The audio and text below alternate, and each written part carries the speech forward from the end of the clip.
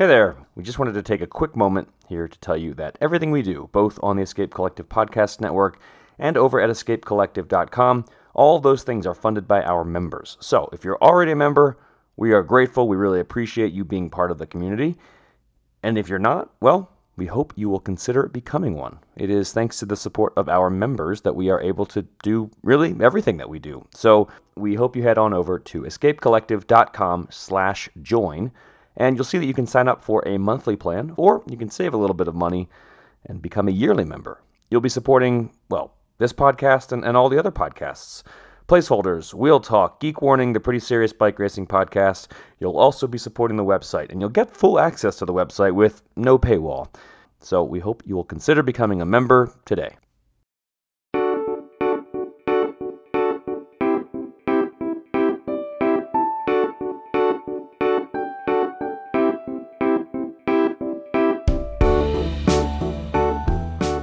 Welcome back to the Escape Collective Tour Daily Podcast. Johnny, set the scene for me. If you didn't hear that, we are in the gondola on the way back down from the Courchevel finish line. Managed to skip the queue again, and all of France hates us. More importantly, Kate is very sad. What? Yeah, I am sad. Because I hate to watch a man kind of die in his own words, as he said, I'm gone, I'm dead, on live television. Feels voyeuristic in a way that makes me kind of uncomfy. But also I'm sad because the Tour de France is functionally over. The gondola's just stopped. Come on. Chris Marshall-Bell over here is a skier. You know this just happens sometimes. Does this happen on all of your podcasts? This is my first and last appearance, Kaylee. No. It does happen on our podcast. Often we just slam to a judder and halt. Yeah, Pogačar properly cracked today. He didn't look great. There must be something up, either illness or whatever. Jonas Vingegaard, barring disasters, won this bike race. The gap is now 7 minutes 35. We are on a gondola, so I don't have it in front of me. To second place, which would be Pogačar, and then another 3 minutes back to third. So Pogačar does have a decent sort of gap back. Well, certainly to stay on the podium, probably to stay in his second place. But there's still another whole big mountain stage to go. So if there is something wrong, if he's sick or something like that, I mean, we could see him pull out of this race. We could see him drop off the podium. Things could still change. There could. I think this means he will do the Vuelta a España because he is the best bike rider in the world, and he cannot go 2 years without winning a Grand Tour. I know he's only 24, but his expectations are so high. To him, like, second place is the first loser. He will not accept that. Is that a radio cycling hot take? That is a radio cycling hot take. It's not a radio cycling exclusive. Tune in Monday. I got the days wrong. Nah, you can't give us hot takes and save your exclusives for your own show. Not even. The only reason it's a hot take as well is because it's in Spain in August. I'm scared of heights. Yeah, Kate's scared of heights. We're, I don't know. We could survive. No, we can't. No, we would not survive if it. Woo-wee, here we go. Yeah, we're about 80 feet off the ground. We were suspended. Now we're moving again. So, would you jump that on skis, Kaylee? How much new snow is there down there? There's about your own feet, so about 6 feet of fluffy white powder. You know, the perfect powder. You wake up in the morning, you think, oh, wow, life's so beautiful. This is now a ski podcast because it's me and Chris Marshall-Bell just going to talk about skiing. I've never skied. Kate's never skied. How do we? This is the immediate aftermath, right? We're standing at the top of the hill.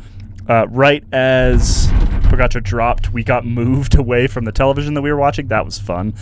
But how do we process this, within the hour, basically?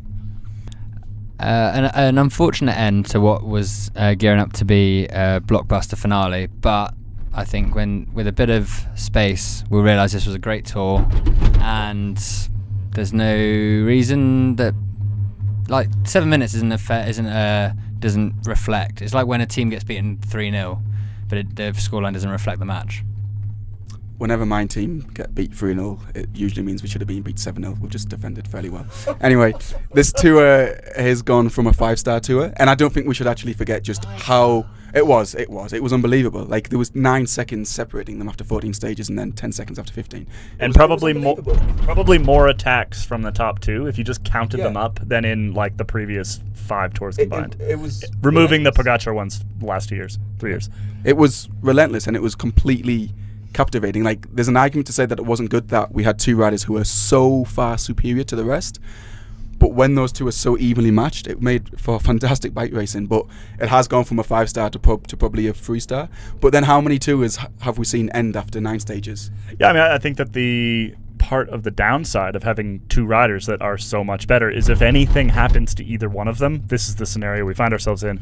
And unfortunately, it happened with, still one major stage to go.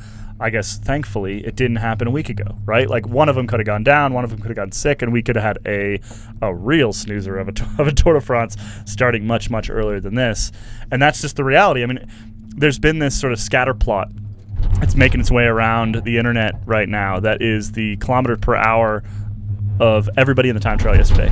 And it's very sort of lumped up. Like, the entire peloton is all in the same sort of... There's no more than a couple seconds gap in between each one. And then way above, you have Pogačar and Vingegaard. It just shows, it's a visualization of how much better they are than the entire rest of the peloton. And, yeah, that's the reality. If one of them has a bad day, then the Tour then is effectively over, barring major incident. I think as spectators, we are blessed to have 2 generational riders. But for the wider sport and for the peloton, it's not really a good thing, but there's nothing you can really do about that. That really is there. I don't know who can get even close to those 2. Remco maybe, but I mean, we'll find that out next year, won't we? I guess. Kate, you look deeply uncomfortable. I'm really scared of heights. Yeah, I think that's a fair time. I'm actually thinking of Primož Roglič. In that I got more kind of Planche de Belfi vibes from this one, because in Planche, like from this stage than yesterday, because they were really quite similar yesterday's stages in La Planche, but you didn't see like Pogačar, like he looked so bad, like you could tell he was dying, and you felt like he really lost.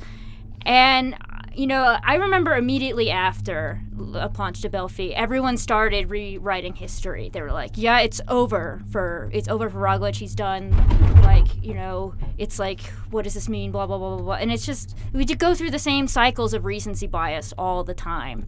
And it's like, now that we have like a bigger, we were like how many years? 3 years out from that now? We have a bigger picture of like, who Roglič is because of that loss. Like, why he, what the greater scope of his career means. And the same thing is going to happen to Pogačar. Like, right now we are in hot take zone where everyone is like, he's finished and he sucks. I don't think anyone's saying that. Kate, can I ask you a question? Because last year, when he lost the Tour, a lot of people said, actually, this is a good thing for him, this is a good thing for the sport, because we don't want him to dominate.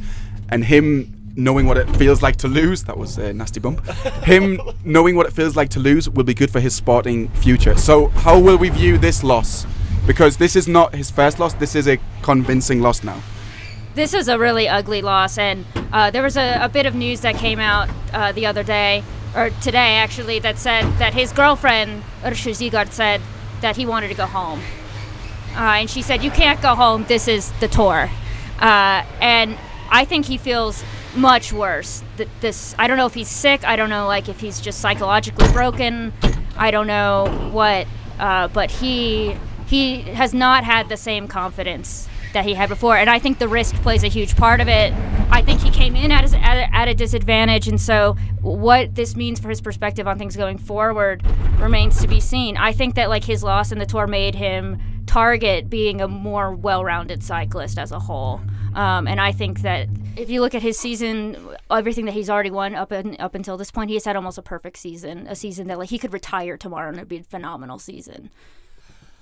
I think we should maybe take some time to further digest, to, hear more of the quotes that have come out after. Johnny, do you have a... I was just going to say we're stopping now, but we're about on the gondola, we're about to go past in Courchevel, the Ineos Lodge. Ooh. And we're going to cut off before then. It's the biggest part of the day. It's like, it's enormous, glass-fronted, modern building. Modern Ineos Lodge. If you were going to imagine a building in the picturesque Alps apart from all the development and how garish the Ineos building would be. It is just... I saw it on the way up and my heart just sank. They're like the telecabines are like branded Gucci. There's like a Rolex. There's Dior Rolex store. We are not in... I can see why Jim Ratcliffe has a house here and I do not. We're not in Solange anymore?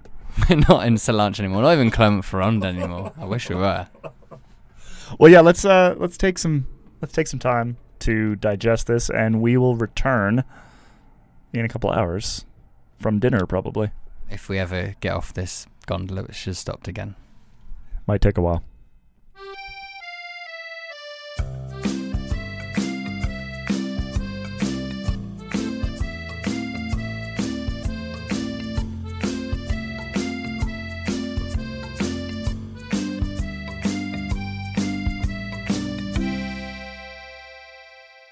Dream Team.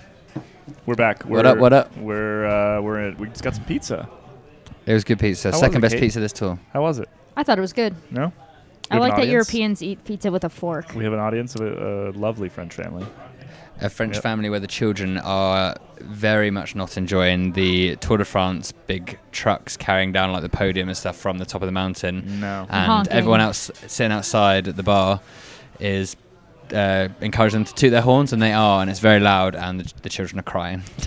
Not into it. Kate has also left all of her crusts of her pizza, which I think for people thinking that she is cultured, but just to know there are limits to the culture.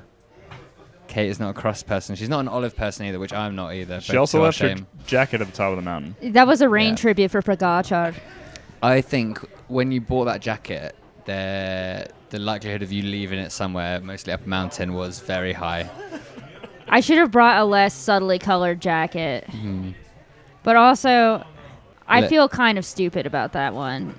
I literally left it like on a railing, like to go talk to some cyclist, and then just like memory hold it forever. Like didn't even think because it wasn't cold, so I was like, I don't have a jacket. You can't win the Tour at the top of a mountain, but you can lose the rain jacket there. You can lose a rain jacket, absolutely, that you bought yesterday. For 90 euros. It was nice. It was nice. That was a brutal moment, but a good reminder that almost as brutal as Tadej Pogačar losing like 7 minutes today. How do we feel about that now? I feel we're quite despondent on the cable car down. We were. I'm less despondent now. Now that we've had dinner. Now that we've had dinner and a beer. No, I mean, like, I think Chris Marshall-Bell was correct in that this is still on the whole going to be looked back on it as a pretty phenomenal Tour de France. And 5 stars too much though. Sorry. Oh no! 5 stars is not possible. It was a 4, and now it's like maybe a 3. He's in the business of selling headlines. That's he is. I still find this tour. I found this tour just really fascinating and engaging, and even up until today, it was incredibly engaging. Right, like we're sitting there watching it all go down, and it's stage 17. There's only a couple days left, and we got to this point, really not knowing how this race is going to play out. And not only that, like the sort of not knowing part, yes, it's important, but I do think it's a little bit overplayed in terms of how necessary it is for a good Tour de France. What I want to see from a good tour is riders trying things, just trying to do something that we're not expecting, and we've seen that all over the place. We've seen it from, I think, Tadej Pogačar more than anybody else, but you could argue that Vingegaard yesterday is trying he something. Definitely tried something different with how fast he went, for sure. Still trying something. So I've very much enjoyed this Tour de France thus far, and we still have the better part of a week. I just got here, and now it's over. Kate is less into it, less into what happened today. I wouldn't say that that's true. I always like a good pietà of suffering, No, I'm serious.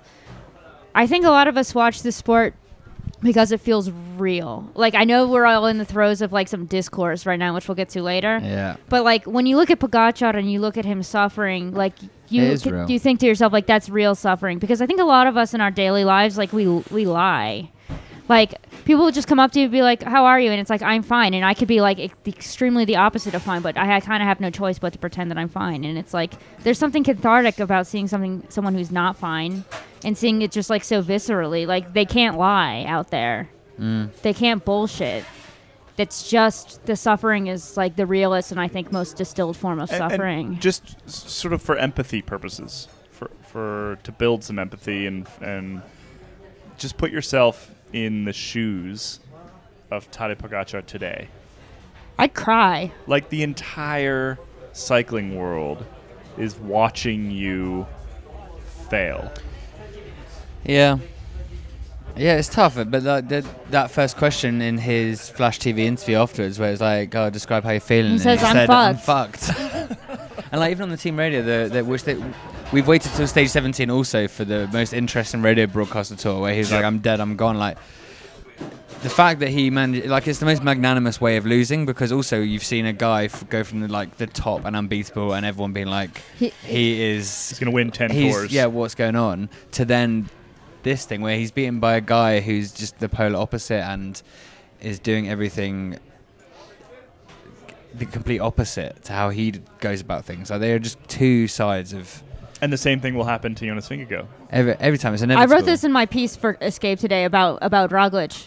Also, because like people thought this about Roglic, he was unbeatable, he was a robot, he couldn't, and then when Pogačar beat him, it was like he's unbeatable, he's generational, he's a robot. And then he became likable, and then now it's Vingegaard, he's generational, he's a robot, he's unbeatable, and it's just like it's funny how we trick ourselves into the same thing every time, both in terms of these unfeeling dominant GC riders, and then also the why is it so important that they're unfeeling? What do you mean? What and like, when we watch it? No, like this like idea like. You know, there's this emphasis on, you know, this is a perennial theme that they're unfeeling, and I just wonder like why that is, because like I think even if you knew Pogačar back in the day, he was like obviously not. Yeah, but he just wasn't shown it then. And I think that's why like when you say about it and then you coax out of them, and then like it took Pogačar to lose the Tour to like really show this side of him. No. We called Chris Froome unfeeling, and I think that is incorrect. He has some serious feelings about things. Yeah, it's just all quiet. We called Bradley Wiggins unfeeling because of the way that his team rode and the way that he won the Tour de France. And I think that if anything has been proven in the 10 years since then, that's not true. He's a very feeling fella. I do think that we tend to sort of dominance feels unfeeling, particularly in this sport, because it tends to feel like they've just sort of checked a bunch of boxes and this is where they've ended up. But I don't think that's an accurate reflection of how we ended up where we are with either of these athletes. And I think that one of the amazing things about Tadej Pogačar is he managed to, sort of barring that first year, he managed to be approachable and not have this unfeeling thing leveled at him despite being insanely good, right? Like despite being close to unbeatable. Also, you just like no matter how good or how personal people like riders are, you always just demand more of them. It's just like if you're the top, you're always demanding more. It's like as soon as they win one race, it's like, oh, when are you going to win the next one? Like that's just it's the reality of the sort of environment that we help create. Astonishing it is to win once. Yeah, I know. It's like the idea that like you win more than once is like. I get the sense when I talk to guys who are trying to make the jump between like juniors or like under 23 and like the pros, and like when they that kind of like point where they realize like maybe it's not going to happen for them. Yeah. And they're like, okay, maybe I need to go to school for like sports medicine, or maybe I need to, do something else. Yeah. And it's like. Then you realize, like, you talk to those kinds of athletes who are, like, kind of in early retirement, and you realize, like, no, it is actually really extraordinary to win once. I mean, how many people are there in the peloton? Well, the Tour, like total? Yeah, 100. Yeah, but I think also the thing is when you have outsized talent, and that predicates outsized demands, and I don't think it's wrong to discuss people, like, hold people to those high sporting standards. But anyway. Should we talk about doping? Yeah, fine. No, we before we hit record, we were like, should we address the elephant in the room? I mean, we never used to skirt around it, so there's no reason to now. No reason to skirt around it. And I think that before we talk about this in any meaningful way, it's worth saying that, like, unlike 20 years ago, even unlike some of my early Tours de France, like I was at the Tour where Frank Schleck got busted, for example, and even sort of unlike those days, there's no there is no sort of hard evidence of anything. There is only performance-based questioning. And I've never liked the performance-based questioning, frankly, because, well, for lots and lots of reasons. The data is really bad, first and foremost. And the biggest one is that, like, back in the bad old days, there were lots of, like, very average bike racers doping. And so, you can't actually draw a straight line between these points. Anyway, that sort of aside, that's the only thing that we have right now. Yeah, that's the only thing that's sort of bouncing around. Yeah, WADA does not accept vibes-based evidence. We were talking about this earlier in the car. Or tweets. To bring this into context, basically, as soon as a rider in the yellow jersey shows dominance at the Tour, or even like gets the yellow jersey and approaches the end of the race, the press room, sort of the one actual useful function of it, not one useful function, the most useful function is to ask them doping questions to get them on the record, even just as a for history, to then have their denial or what they said, and then you can later refer back to. Like, it's important to have that precedent. Exactly. And because they're not going to obviously tell you, like, hey, I'm doping, you got me. Well, this is the hilarious thing. That would be great for one of them to one time just say and be like, oh, I'm just kidding. That's the sort of funny thing about, like, I've had a couple people tweet at me in the last 24 hours saying, oh, we're relying on you, the journalist, to ask the hard questions. And I think that some of that comes from some of the stories around, like, Paul Kimmage and David Walsh and the way that they stood up to Lance Armstrong back in the day. And some very commendable things, right? Like, we have a huge amount of respect for both of them. I mean, we had lunch with David Walsh yesterday. Like, it's a different scenario now in that what they were doing is they were asking about very specific things. They had evidence. They were asking Lance Armstrong about the cortisol stuff. They were asking very specific questions. They weren't just standing up and saying, "Are you doping?" Which is essentially all we can do right now. Because none of us have anything that is, like, really cool and worth sharing with the class. No. Otherwise, we would stand up and ask. Yeah, literally. Like, that's the thing that I don't understand about this discourse is, like, you want me to just basically, like, accuse somebody without evidence. And it's like, that's not the same as me not wanting the evidence or denying the evidence.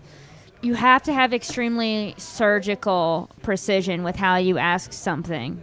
Like, you guys just did a story recently about, like, it doesn't matter if it's doping or anything. It could be trade rumors. It could be buyouts. It could be anything. But you have to have some kind of tip-off that something is possible. Yeah, so that you can ask them, because that's what gets them off guard. If you really are doing that kind of work, it's not that.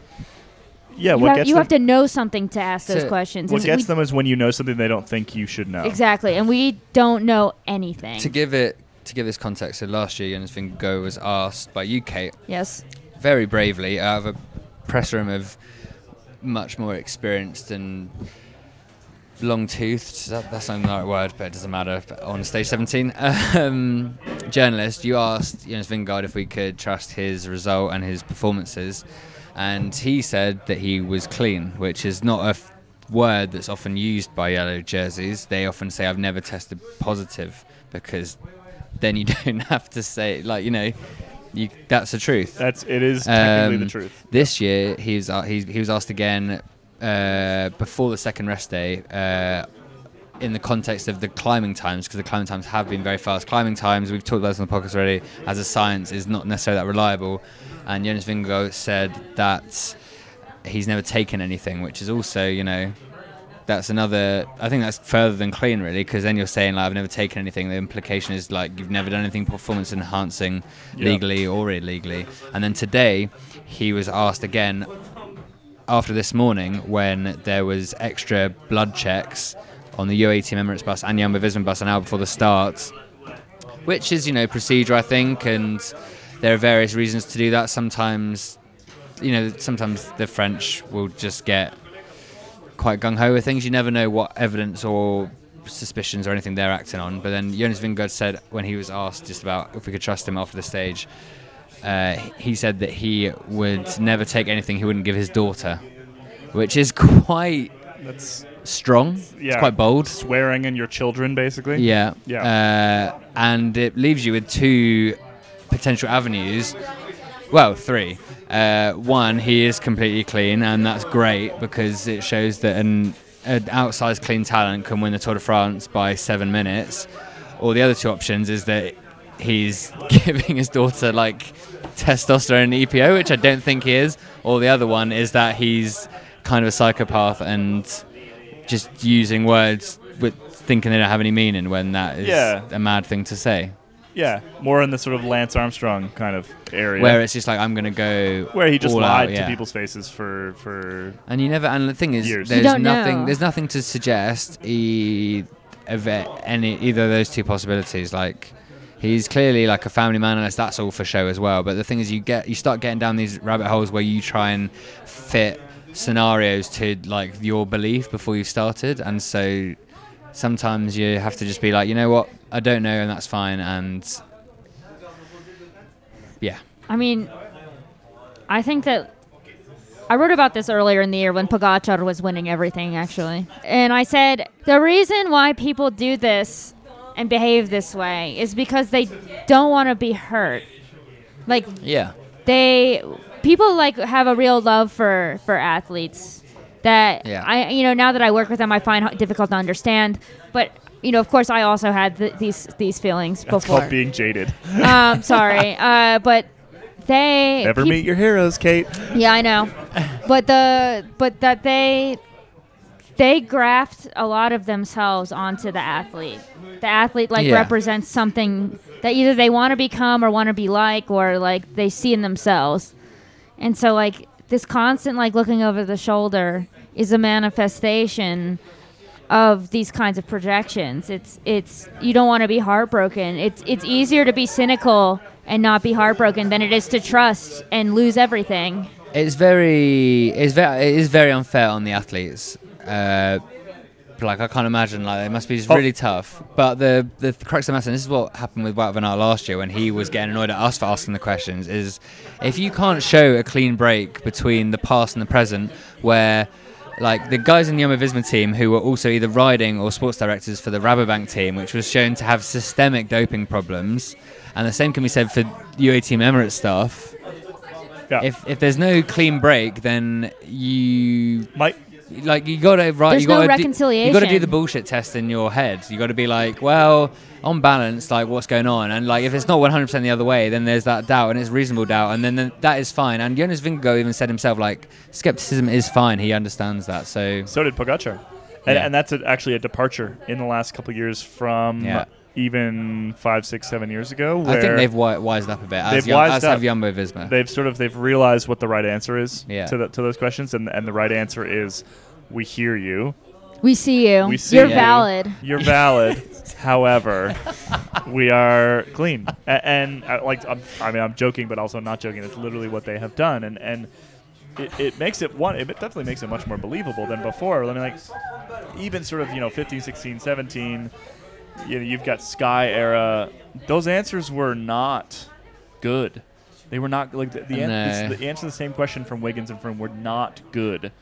And then you have the Jiffy Bag stuff that popped up, and you have really insufficient answers to that, and you have lost laptops, and you have boxes of testosterone showing up at a doctor's office, you have. There's very little of that. Yeah, all this sort of stuff. Like, even from a couple of years ago, there were sort of distinct hard facts that we could ask questions about, but for whatever reason, either because there's nothing to uncover, or because the cover-ups are much more effective, there is nothing for us to ask about right now.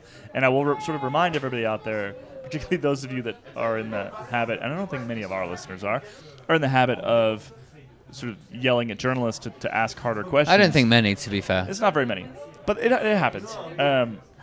Most of these things get uncovered by police.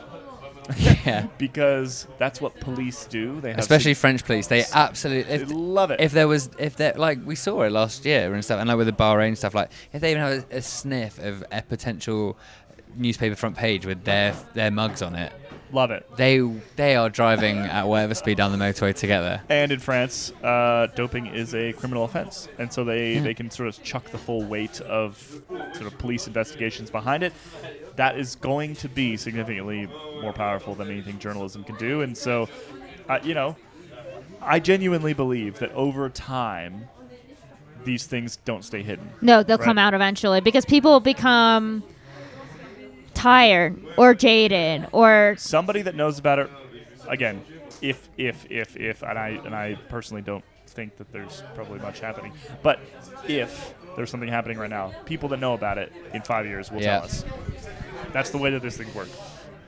Yeah. It's not a quick process. Yeah, if you're wondering, you just got to wait like half a decade. I think I think we've seen riders having good and bad days.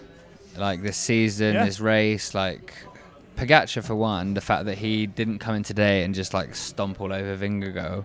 Did not pull a Landis is a great positive in his thing. The thing that we were talking about the vibes based unit of WADA. That's hard to do as well, because like for a team like UAE Team Emirates, where they have a guy like Pogačar who's so relaxed and they can all be relaxed, but if Jumbo-Visma are not relaxed, it's not like necessarily there's anything suspicious or something to hide. It may just be that Jonas Vingegaard is a very nervous individual, also there is like a cultural coldness to Northern European cultures, which is just versus a fact. UAE, which is basically lamprey. Yeah, where it's like they're all like most of them are like Italian or Spanish, and you know what? At the end of the day, everyone gets an Aperol spritz, and the world's fine. It's not gonna. I think that's enough. Yeah, I think we beat that horse dead. I think we beat it to death, but we did have to. We haven't done it. any doping talk the whole tour, so I think it was. I would really like it though if I was like, "Dear Mr. Cyclist, are you doping?" And he'd be like, "Oh shit." That's one of the things I need to tick off before I can go and get a real job. I say it many times. Yeah. Get somebody to admit to doping to you. Yeah. What if I feel like I could do it if I cried, maybe. Yeah. I feel like I'm quite a cynic and came to this sport quite cynical in terms of reporting on it, and over time I have become more hopeful, and I'm not sure if that's just becoming assimilated into how it works and shit like that, or whether I think there are reasons to be hopeful. Yeah, I think there are many reasons to be hopeful. I think some of the performances we've seen this week are outside the bounds of what we previously understood to be possible. But also, that's kind of what happens in sport, where, everything develops in a linear motion in a way. It does, and for whatever reason, well, not for whatever reason, basically because we figure out all the tips and tricks to do in these sports. Like every single sport does this. Whether you're talking about a sort of purely physical sport like cycling or running. I mean, a lot of those other sports do have vast doping problems that are not as honest as cycling. That's the thing about cycling, is that even if there is some, it is like honestly a little demoralizing. There are a bunch of other sports where doping is rampant, but just the media and the fan base don't want to have that conversation. So that's also a silver lining. But my point is that, like, since the Greeks started doing the Olympics, we have gotten better at things, and so I don't. Yeah. I think it's really dangerous to take this fact, and the fact is, these are performances that would have been probably unthinkable, and probably impossible 5, 6, 7 years ago. That doesn't mean they're impossible today, as weird as that sounds. And I don't want to just sound like an apologist here, but that's just look at Jonas Vingegaard's face compared to last year, and that dude has been working hard at something because he is aged. Like, I mean, it's psychological for him too. Like, these guys, they go through a lot. Like, they basically live like ascetic lives devoted to like perfecting themselves. In December, they're even like there's no off season really now if you're one of those top guys. I know, and it's like, I don't know. I mean, the sport has gotten more professionalized in a way that is really different than it has been in the last, in its entire history. And also more money is in these teams. Like, which is relevant. Which is hugely relevant. Yeah, because you're paying for, like, the top teams are paying for, like, the best nutritionists, not just, like, someone who maybe has the idea of which richest teams in the world 20 years ago had as much money as, like, Trek. Yeah. Like not new little extra money Trek. Okay. Like sort of bottom third. Teams. That's the reality. Yeah. You've got this like. You've got wind tunnels and all shit. Anyway, we should cut it off. Should we go to the fun bits? We were about to stop, and then I started it again. And you that's did. My fault. You did, but let's go to the fun bits. Let's talk about the fun bits. It's fine. What corners do we have? Right. So today was. Once I can get rid of the adverts on Pro Cycling Stats, no adverts currently on escapecollective.com, so sign up and then you won't have to click off anything. So true. So true.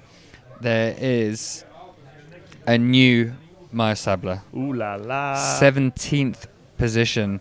It actually looks like the competition for the Mayo Sabla is going to be really hotting up. Ooh. The new Mayo Sabla, 17th place, an hour, 3 minutes and 1 second, fell 3 places today. So who was in 14th? You shouldn't be looking. Anyway. I believe it's Kaylee's turn to go first today. And because it's so close, you're not going to get any hints. Because no hints. Because then it's easy to guess at this point if they're 17th. Thibaut Pinot. Incorrect. He would have gained time today. Damn. I should have thought about that. He's also nowhere near an hour. Yeah, he's flown up to 12th actually. He's only 27 minutes down. He could win the thing. Kate. It was Wilco yesterday, yeah? Yeah. Yep, Wilco was in it yesterday. It's the mountain stage today. Yep. Guillaume Martin? No. Further up, higher than Pinot. Oh, okay, I'll give you a slight clue. Actually, European country. European country. That just slims it down a little bit. Does it? Yeah. Rules out some guys. Jack Haig? Few. That's not a European country. It rules him out. I mean, he was Mayo Sabla ages ago. He's almost a double. He's a double Mayo Sabla. He's on 2 hours 8 minutes.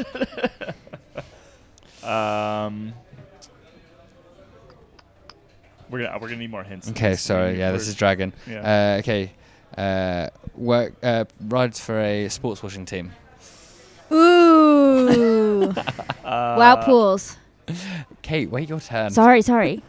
You get 2 bites of the cherry. Yeah, sorry. Micah? No. He's further back than that. I already guessed twice, sorry. Yeah, you get another one. For the best sports washing team? No. Okay. The correct team has already been guessed. Pitters. No. Oh, he lost a bunch of time, Pitters, today. That's why I thought maybe. Kate. Oh. Come on, guys. Okay, Spaniard. Oof. Spaniard, really? Yeah. Kaylee, I'm deferring. Did you ride into it from behind or drop into this position? I honestly can't remember. Come on, guys. Let's think about maybe a rider who's, when he's struggling, his eyes go quite wide like this. It's Landa. You basically got that from my expression of it. Yeah. That's quite fun.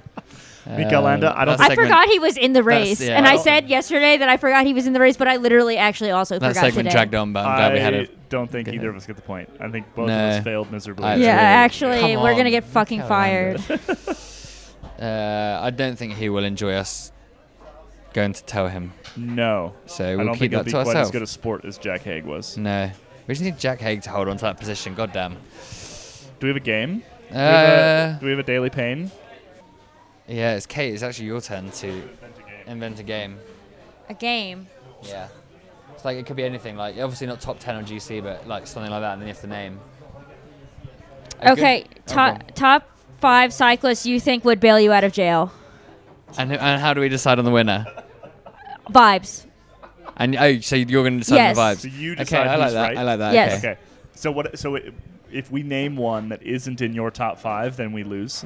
Or you're just deciding if they would or wouldn't. Yeah. Okay. Okay. That's better. You And can go if, and first. if we get to You a, can and if go we get a first. and if we get a wooden, We're going to 5, and like whoever gets the most out of 5 wins. Oh, okay. It's like a penalty shootout Yeah. for vibes. Okay. So wait, would bail Would you bail Yeah. you out of jail. Yeah. Peo Bilbao, Fred Wright. Obvious. Sepp Kuss. Oh, that was going to be my one. Jack Haig, obviously. So if we get one, if we go to No, you don't get to know Okay. until the end. Rigoberto Urán. Oof. I'm going to guess Connor Swift. Esteban Chavez. Yeah, I was thinking of that. Well, how do we... It's a new twist on this game. There's a new twist. Who else is there? Still have no idea how we're winning, but There must be another... There's another good guy. There must be another good guy. Who's I like can a really think. nice guy? Oh, Sam Bennett. He's not in the race. Oh, they have to be in the Tour? Yeah. Okay. He couldn't have crashed out, but he had to start. I'm gonna guess. I'm trying to think of people. Who's like a good sport, you know? Yeah, that's what I'm trying to think of. Jasper de Boist. This is my last guess here. I think I might lose for the amount of time I took, and that'd be fair. Mohoric. Oh, you lose on that alone, man. Johnny wins. I think Jasper de Boist is a shaky guess. I can't believe no one gets Pogačar. Yeah, but I'd be worried he'd be too... He'd be in jail with you. I think he'd be too busy off having fun. Like, that's what... I was thinking about Sam Welsford, but like, he wouldn't... That wouldn't be my call. He'd be like, oh, sorry, my phone ran out of battery. Like, but the ones I were thinking were... Who? Jack Haig. Yeah. I think Daniel Oss. He probably has bailed Sagan out of jail. Jack Haig, Pogačar, Chavez. Yeah. Matteo Trentin? Oh, he would, for sure. And Lefay. Oh, Lefay. Oh, Lefay, of course he would. He would slip you the key through the dungeon gates so that you could free yourself. He could just get you out. Yeah. That's true. Should we do riders who wouldn't? Wout van Aert. Yeah, immediately. Alberto Bettiol. Roglic. Ben O'Connor wouldn't. It's not here, but Ben O'Connor might. Oh, yeah. If we're doing riders, Wout van Aert, no. Any French rider. No, Julian Alaphilippe would be. He would be in jail with you. He would be in jail with you, yeah. No. Brian Coquard. Would not, no. Mohoric, absolutely not. I just did that one to mess with you. Yeah, I know. Julia Ciccone wouldn't. Julia Ciccone, but Nielsen Palace would. I was going to go for that, but I wasn't sure. I wasn't sure on that one. Basically, every American, I think, kind of would. All right. Okay, there we go. There we go. That's the antithesis to our doping but we still need like two more. Do we? Yeah, I think Wilco Kelderman would not bail you out of jail. No, he wouldn't. And I also think Matthew Van Der Poel would not bail you out of jail. Yeah, and Omar Fraley wouldn't either. Absolutely not. Okay, we're done now. Is that it? I think we're just tired and sad. Did I invent a great game then? Yeah, but I think we can only play it once. I don't understand how we won or lost, but no. Yep. I think tomorrow we'll have more time to. It's like a beauty contest. I'm just like a subjective judge. Danny Martinez, he would magic you out of jail. Would. It's true. Question. Would Tom Pidcock bust you out of jail? Depends on the day. Yeah, that's a 50-50. Depends if he's had a good night's sleep and a hearty breakfast. Would Jonas Vingegaard? No. No. He'd be like, well, the laws are the laws. They're there for a reason. It's like, well, Jonas, it's not as simple as that sometimes. But what if it was his wife in jail? Oh, yeah. No, we're talking about bailing Johnny and I out of jail. Oh, I assume most riders would bail their other halves out of jail. Yeah. Some of them maybe wouldn't, but that's for another time. All right. It's time for us to wrap up today. I hope you enjoyed the bike race. Yeah. At least the race for the overall, probably over. However, we'll be back to normal tomorrow. Polka dot jersey. I'm writing out right now. Don't switch off now because the polka dot jersey is about to get exciting for the first time in years. Yep, it's going to be separated fantastic. By 6 points. Because Vingegaard can't realistically win it. Well, I don't think so. I'm going to do the adding up later. As you guys would say, I'm going to do the maths instead of maths. We should jump over to José before we wrap up today. So yeah, we'll be back from Bourg-en-Bresse tomorrow. Let's go jump over to José and learn all about it.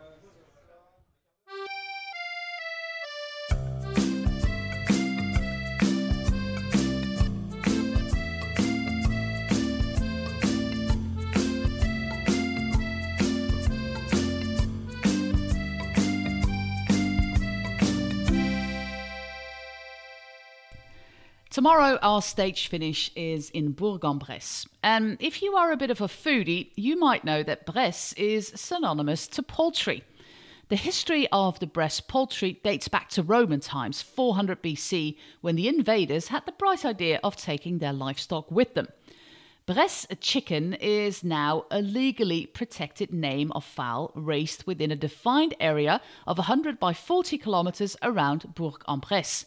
Breeders achieve its label of origin, the appellation d'origine contrôlée, by following defined feeding and management practices. It is the combination of the breed, the feeding method, and free-range foraging on local terrain that gives this bird its famous gourmet status.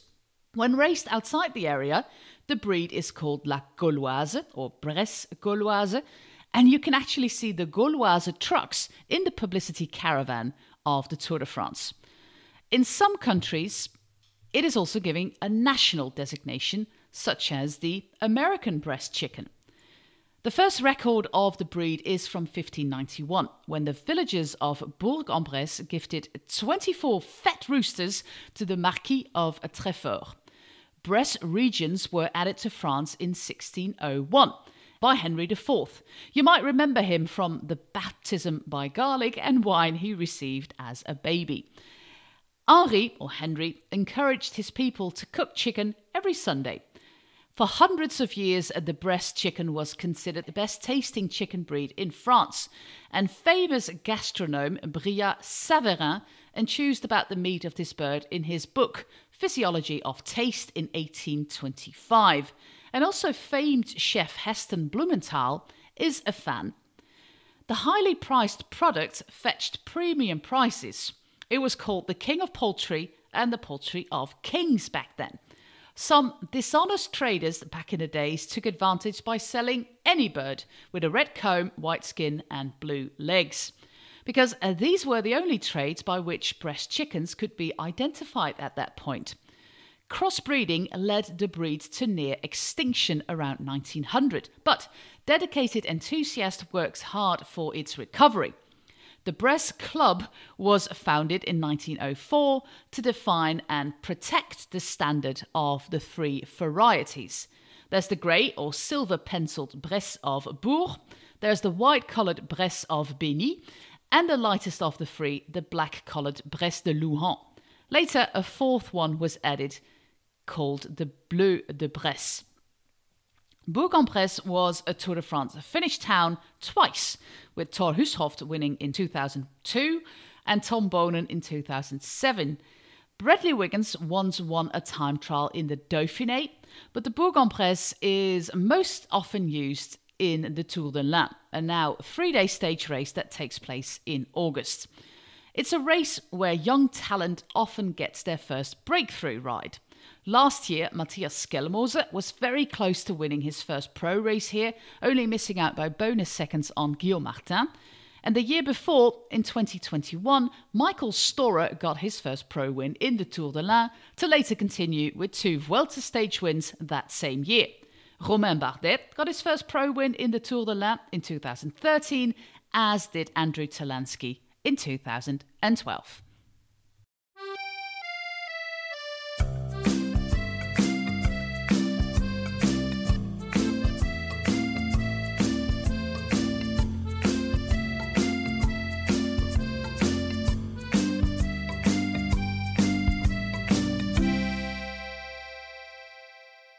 Thanks to Jose for another fantastic little segment there. We'll be back tomorrow from Bourg-en-Bresse, from the end of a sprint stage, with a story about a certain miner. Jonas Knopp, a miner named Jonas Knopp. It's going to be I'm good. excited. I'm excited. Thanks, everybody. Bye-bye.